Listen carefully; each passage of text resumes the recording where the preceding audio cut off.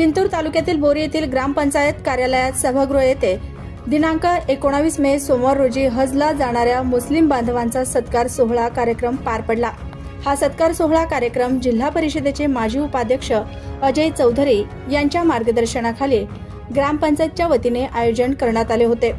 यावेळी जुम्मा खान पठाण, सय्यद अहमेद, नासिर खान पठाण, शेख इक्बाल, इम्रान खान पठाण यांचे सत्कार करून शुभेच्छा देण्यात आले।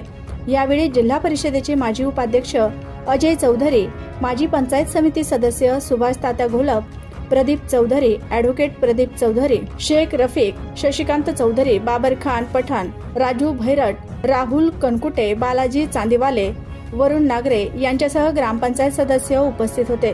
हा कार्यक्रम यशस्वीरित्या पार पाडण्यासाठी ग्रामपंचायत कर्मचाऱ्यांनी परिश्रम घेतले होते।